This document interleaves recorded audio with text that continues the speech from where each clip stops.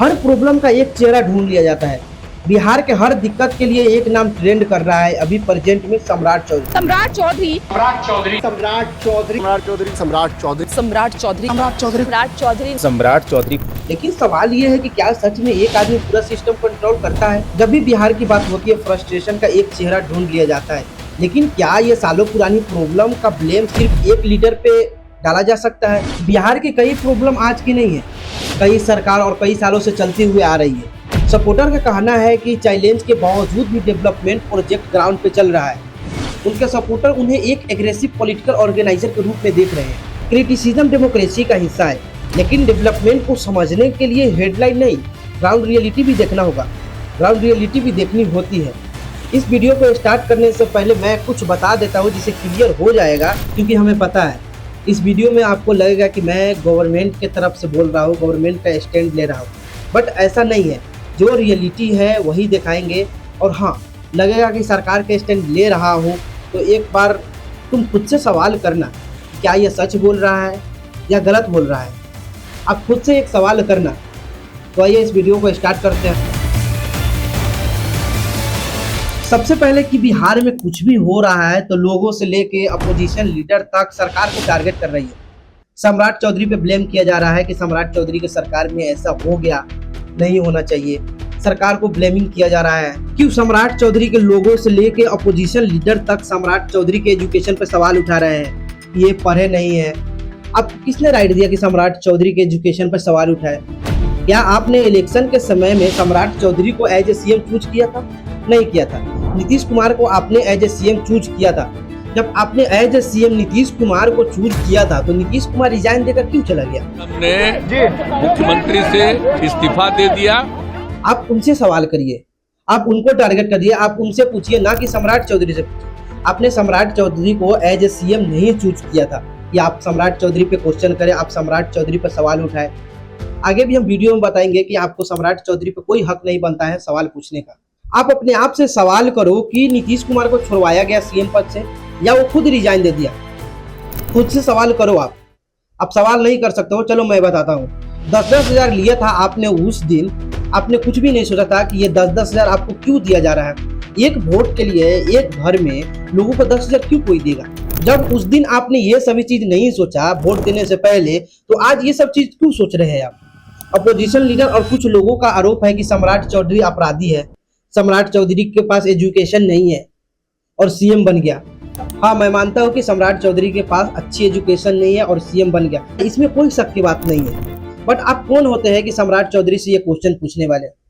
सम्राट चौधरी तो सीएम खुद से नहीं बन गया। सम्राट चौधरी के पास कुछ ना कुछ ऐसा क्वालिटी देखा होगा, तब तो सम्राट चौधरी को सीएम बनाया गया होगा ना। ऐसे तो थोड़ी बना दिया जाता है सीएम। और भी बहुत सारे नेता है बिहार में, उनको क्यों नहीं सीएम बनाया गया? और भी बिहार में बीजेपी के बहुत सारे नेता भरे हुए हैं जो कि सम्राट चौधरी से अच्छे क्वालिफिकेशन रखते हैं, फिर भी उनको सीएम क्यों नहीं बनाया गया? आखिर सम्राट चौधरी में कुछ तो बात होगा ना, तब तो सीएम बनाया गया होगा ना। क्या इलेक्शन से पहले आपने ये सभी चीजों के बारे में सोचा कि हम किसको चूज कर रहे हैं, हमारे लिए कौन परफेक्ट कैंडिडेट है? आपके पास तो टाइम बहुत था ना, फिर भी आपने राइट कैंडिडेट को क्यों नहीं चूज किया? उस समय तो आपके पास बहुत टाइम था, आपके पास राइट भी होता है, आप बहुत अच्छे से अच्छे कैंडिडेट को चूज कर सकते हैं जिसे आपके लिए अच्छा होगा फ्यूचर में वो आगे आकर काम करेगा। आपने उस दिन ये सभी चीज क्यों नहीं देखा कि आज आप अफसोस कर रहे हैं कि हमने ऐसे कैंडिडेट को चूज कर लिया, ये हो गया वो हो गया। आपके पास राइट भी था, आपके पास टाइम भी था, बट आपने सही कैंडिडेट को चूज नहीं किया और आज अफसोस कर रहे हैं। आखिर क्यों? इसका वजह क्या है? रही एजुकेशन की, तो एजुकेशन कोई मैटर नहीं करता है, क्योंकि उसके अंदर इतना एबिलिटी था तो वो सीएम बना। अगर आपके पास इतना अच्छा एबिलिटी है, इतना अच्छा एजुकेशन है, आपने रॉन्ग पर्सन को क्यों चूज किया? चलो एक टाइम के लिए मानते हैं कि एजुकेशन मैटर करता है, तो नीतीश कुमार से अच्छा तो बिहार के लिए कोई सीएम नहीं बना, नीतीश कुमार से तो ज्यादा पढ़ा लिखा बिहार का कोई सीएम नहीं बना। तो आज भी बिहार क्यों इतना पीछे है? आज भी बिहार का हालात क्यों नहीं अच्छा है? अगर दूसरे स्टेट से हम कंपेयर करते हैं तो आज भी बिहार बहुत पीछे है। बिहार के लोग दूसरे जगह पे जाके काम करते हैं, वहाँ पे बिहारियों को मारा जाता है, बिहारी कह के उसको चिढ़ाया जाता है। ऐसा क्यों? ऐसा नहीं है कि सम्राट चौधरी बना है तो सभी चीज यहीं से चालू हुआ है। ये बहुत ही पुरानी मुद्दा है, बहुत सालों से चलते हुए आ रहा है। तो नीतीश कुमार तो बहुत अच्छे कैंडिडेट थे, नीतीश कुमार तो बहुत अच्छे, बहुत पढ़े लिखे सीएम थे, फिर भी उन्होंने इन सभी चीजों पे क्यों नहीं ध्यान दिया? आपने कभी जाके सरकारी स्कूल में देखा है कि वहाँ पे पढ़ाई कैसा चल रहा है, कैसा सिस्टम है? ये आपका राइट बनता है कि आप वहाँ पे जाके चेक करें कि कैसा पढ़ाई चल रहा है, नहीं चल रहा है। आपने कभी इन सभी चीज़ों के बारे में सोचा है कि मुखिया के पास कितना पैसा आता है, कितना फंड आता है एक पंचायत में, पंचायत के डेवलपमेंट के लिए? इन सभी चीज़ों पे आपने कभी ध्यान नहीं दिया है और आप क्वेश्चन करते हो डायरेक्ट सीएम से। जिस आदमी का औकात ये नहीं है कि मुखिया के खिलाफ आवाज उठा सके, वो लोग सीएम के लिए आवाज उठाते हैं। सीएम ये है, वो है। सरकार बहुत पैसा देती है पंचायत के डेवलपमेंट के लिए, बट आपने इन सभी चीजों पर कभी ध्यान नहीं दिया है, आपने इन सभी चीजों के बारे में कभी सोचा नहीं है।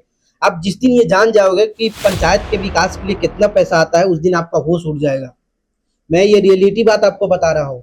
अच्छा चलो, मैं एक समय के लिए तुम्हारी इस बातों पे सहमत हूँ कि तुम बहुत सवाल उठाते हो वो सम्राट चौधरी के पास एजुकेशन नहीं है। क्या ये जनता एजुकेशन पे वोट देती है या पैसे पे वोट देती है? आपने इन सभी चीजों के बारे में कभी सोचा है? नहीं सोचा होगा, क्योंकि आपको सिर्फ पैसा से मतलब है। अगर आपको इन सभी चीजों से मतलब रहता है कि जिसके पास अच्छा एजुकेशन है उनको वोट देंगे, तो आज ये नौबत नहीं आती। आप केसी सिन्हा के बारे में बहुत अच्छे तरीके से जानते होंगे। उन्होंने बहुत सारे ऐसे बुक लिखे हैं, पूरे बिहार क्या पूरे इंडिया के लोग जानते हैं उनके बारे में। बिहार में आज के डेट में उनसे ज्यादा एजुकेशन किसी के पास नहीं है, फिर भी जब इलेक्शन होता है तो उनका स्थान तीसरे नंबर पे होता है। क्यों? जब आपका इतना ही सवाल है कि एजुकेटेड पर्सन को हम चूज करेंगे, एजुकेटेड कैंडिडेट को हम चूज करेंगे, तो यहाँ पे क्यों? केसी सिन्हा से तो ज्यादा पढ़ा लिखा कोई कैंडिडेट वहां पे था नहीं, फिर भी केसी सिन्हा का तीसरे पोजीशन में आना क्या दर्शाता है? कि आप एजुकेशन पे वोट नहीं देते हो। आपको इससे मतलब नहीं है कि कौन कैंडिडेट के पास कितना एजुकेशन है, कौन कैंडिडेट कितना अच्छा है। आपको सिर्फ पैसा से मतलब है। कौन कैंडिडेट हमको पैसा दे रहा है, हम उसी को वोट देंगे। ये सिंपल सी बात है, पूरे बिहार का यही हालात है। शुक्र मनाओ, और तुम बहुत ही भाग्यशाली हो कि सरकार तुमको अभी के डेट में कुछ दे भी रही है, ठीक है? नहीं तो सरकार तुमको कुछ भी नहीं देती, कुछ भी फ्री में नहीं देती, क्योंकि तुम वोट फ्री में नहीं दिए हो, वोट पैसा से लेकर दिए हो। जो तुम्हारा राइट है उसको तुम बेच रहे हो पैसे से। जो चीज तुमको फ्री में देना चाहिए उसके लिए तुम पैसा ले रहे हो, फ्री में नहीं दे रहे हो, तो सामने वाला तुमको फ्री में क्यों कुछ देगा? और तुम कौन होते हो सरकार से क्वेश्चन पूछने वाले? तुम कौन होते हो सरकार पे अंगुली उठाने वाले? तुम्हारा कोई राइट नहीं बनता है कि सरकार से तुम क्वेश्चन पूछो कोई भी चीजों के लिए, क्योंकि तुम वोट फ्री में नहीं दिए हो, तुम वोट पैसा से लिए हो, और पैसा से तुम अपना राइट बेच दिए हो। तो इस राइट को सरकार पैसा से खरीद लिया है, अब ये तुम्हारे राइट को सरकार यूज कर रहा है। तुम्हारा कोई भी हक नहीं बनता है कि तुम सरकार से क्वेश्चन पूछो। बट मेहरबानी है सरकार के कि तुम्हारे बातों को सरकार सुन रही है और तुमको सरकार कुछ फ्री में दे भी रही है। जो चीज आपको फ्री में देना चाहिए आप उस चीजों को पैसा से दे रहे हो, तो आपके बातों को कोई क्यों सुनेगा? आपके लिए कोई क्यों टेंशन लेगा कि आप कैसे रह रहे हो, नहीं रह रहे हो? क्योंकि आप तो पैसा से उस चीजों को दिया है। और हाँ, सबसे इंपॉर्टेंट बात कि जब इलेक्शन आता है उस टाइम पर ये सभी प्रॉब्लम आपको नहीं दिखता है। उस टाइम ये सभी प्रॉब्लम आप भूल जाते हैं। आपको उस समय यही चीज एक याद आता है कि जो भी कैंडिडेट हो हमको मतलब नहीं है। कोई भी कैंडिडेट हो, कितना भी पढ़ा लिखा हो, उसका बैकग्राउंड कुछ भी हो, हमको कोई चीजों से मतलब नहीं है, हमको सिर्फ पैसा चाहिए। ये गाँव का रियलिटी है। जो आदमी, जो कैंडिडेट उसको पैसा देगा उसी को लोग वोट करेगा। ये सबसे बड़ा प्रॉब्लम है गाँव का। गाँव में अगर आप वोट मांगने जाओ किसी से और आप बताओ कि ये प्रॉब्लम है, इस चीजों को मैं ठीक कर दूंगा, तो लोगों को इस चीजों से कोई मतलब नहीं है। लोग तो सीधा जानते हैं कि हमको जो कैंडिडेट पैसा देगा, जो हमें पैसा देगा, हम उसी को वोट देंगे। ये सबसे बड़ी है प्रॉब्लम गाँव का, और यही सबसे बड़ा रियलिटी है गाँव का। इस चीजों को दिमाग से निकालना होगा, तभी जाकर गाँव का डेवलपमेंट होगा। माइंडसेट चेंज करना होगा, पैसा नहीं लेना होगा, तब जाकर गाँव का डेवलपमेंट होगा। मैं जो अभी तुमको बता रहा हूँ, बताने के बाद तुम अपने आप से सवाल करना कि क्या सच है, और फिर बताना हमको। जो आदमी इलेक्शन में 20 करोड़ खर्चा करता है वो तो 200 करोड़ कमाएगा भी, क्योंकि जो आदमी किसी भी चीजों में इन्वेस्ट करता है, अगर हम कोई भी चीज 10 रुपए का खरीद के ला रहे हैं तो उसको हम 12 रुपए में तो बेचेंगे भी, क्योंकि जो भी पैसा आता है, जो भी हम इन्वेस्ट करते हैं, वो पैसा फ्री का तो आता नहीं है, वो पैसा हराम का तो रहता नहीं है कि हम ऐसा ही उसको लगा कर छोड़ दे। तो सेम टू सेम यहाँ भी होता है। जो भी कैंडिडेट अगर 20 करोड़ खर्चा करेगा तो वो कैंडिडेट 200 करोड़ कमाने का क्षमता भी रखेगा, और वो 200 करोड़ आप ही से कमाएगा, हमसे ही कमाएगा। बट ये सभी चीज हम नहीं सोचते। क्यों? ये सब चीज हमारे दिमाग में नहीं आता है, क्योंकि हमें तो सिर्फ पैसा चाहिए। यही प्रॉब्लम है गाँव का। जिस दिन हम ये सभी चीजों को सोचने लगेंगे, जिस दिन हमारे समाज से ये सभी चीज गायब हो जाएगा, इलेक्शन में पैसा खर्चा होना बंद हो जाएगा, उस दिन से डेवलपमेंट होना शुरू हो जाएगा। क्योंकि आज के डेट में सबसे बड़ा प्रॉब्लम है इलेक्शन में पैसा खर्चा होना, क्योंकि पैसा जितना खर्चा होता है उतना ही कम डेवलपमेंट होता है। क्योंकि जो भी आदमी पैसा खर्चा करता है, जो भी आदमी पैसा इन्वेस्ट करता है, किसी भी पार्टी को देता है, वो आदमी पैसा कमाना भी चाहता है। अगर कोई 10 रुपये आपको दे रहा है तो 20 रुपया कमाएगा भी, और सरकार भी कुछ नहीं करेगी। सेम टू सेम अभी देश में भी वैसा ही हालत है। आप तो देख रहे हो, आप तो देख रहे हैं कि कैसे दो आदमी को सिर्फ बढ़ावा दिया जा रहा है, क्योंकि वही दो आदमी फंडिंग करता है, जिसके बाद वही दो आदमी कमाता है। ये सिंपल सी बात है।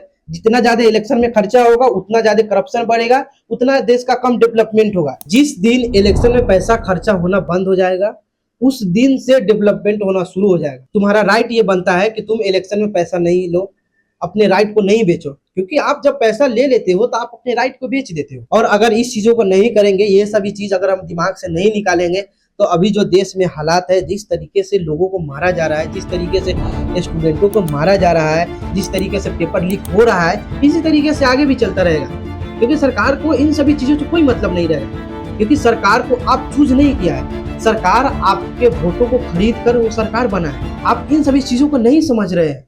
इन सभी चीजों को आपको समझना होगा, तब जाकर डेवलपमेंट होगा, तब जाके सभी समस्या का समाधान होगा। बट इन सभी चीजों को कोई नहीं बात करना चाहता है, इन सभी चीजों को कोई नहीं आवाज उठाता है। सब के सब लगा हुआ है सरकार के पीछे कि कैसे सरकार के नाकामियों को दिखाया जाए। बट एक्चुअल में क्या चीज है, इसका जड़ क्या है, इसको भी बताना पड़ेगा। कोई भी चीजों का दो पहलू होता है, कोई भी चीजों का दो पॉइंट होता है, एक नेगेटिव होता है, एक पॉजिटिव होता है। तो जब तक आप दोनों चीजों को नहीं बताओगे, जब तक इन सभी चीजों को आप नहीं जानोगे, तब तक कैसे होगा। आपको ये जानना होगा कि सरकार आखिर किस तरीके से क्यों कर रही है, सरकार इन सभी चीजों पे क्यों नहीं ध्यान दे रही है। आखिर इसके पीछे कोई ना कोई तो वजह होगा, तब तो आज सरकार इन सभी चीजों पर ध्यान नहीं दे रही है। तो इन सभी का वजह है इलेक्शन में पैसा खर्चा होना, जिसका आज हमें ये नतीजा मिल रहा है, जिसका आज हमें ये सभी चीज दिख रहा है देश में, कि देश का हालात किस तरीके से चल रहा है, किस तरीके से स्टूडेंटों को मारा जा रहा है। किसी का भी बात सरकार कुछ नहीं सुन रही है। सरकार वही बात सुन रही है जिसमें सरकार का बेनिफिट हो, जिसमें पब्लिक का बेनिफिट हो। सरकार उन सभी चीजों को इग्नोर कर रही है, उन सभी चीजों पर सरकार ध्यान नहीं दे रही है। ये सबसे बड़ी रियलिटी है। सरकार को इससे कोई मतलब नहीं है कि कौन हिंदू है, कौन मुसलमान है। सरकार को इस चीजों से मतलब है कि हमको किस तरीके से बेनिफिट मिले। बट आज के डेट में हम इस चीजों को नहीं समझ रहे हैं। ऐसा नहीं है कि हमको नहीं पता, हमको पता है, बट हम इस चीजों पर ध्यान नहीं दे रहे हैं। हमारा सोसाइटी वालों से यही कहना है और देश के लोगों से यही कहना है कि आप इलेक्शन में पैसा खर्चा करवाना सरकार का बंद करवा दे। आप इलेक्शन में किसी भी कैंडिडेट से पैसा ना लें, जिसके बाद देखो आपका डेवलपमेंट भी होगा, आपके बातों को भी सुना जाएगा, आपको अच्छे से देश में रखा भी जाएगा, आपको किसी भी तरीके से कोई भी प्रॉब्लम नहीं होगा। क्योंकि यहाँ पे सबसे बड़ा जड़ है पैसा। जब पैसा खर्चा होगा तो पैसा कमाना वो चाहेगा भी, और ये पैसा आपसे भी कमाएगा। कोई अगर 20 करोड़ खर्चा करता है तो 200 करोड़ कमाएगा, तो वो आपसे ही पैसा कमाएगा, आपसे ही पैसा लेगा। आपके लिए जितना भी डेवलपमेंट का पैसा आया होगा, उसी चीजों में से वो कमाएगा। ये सिंपल सी बात है।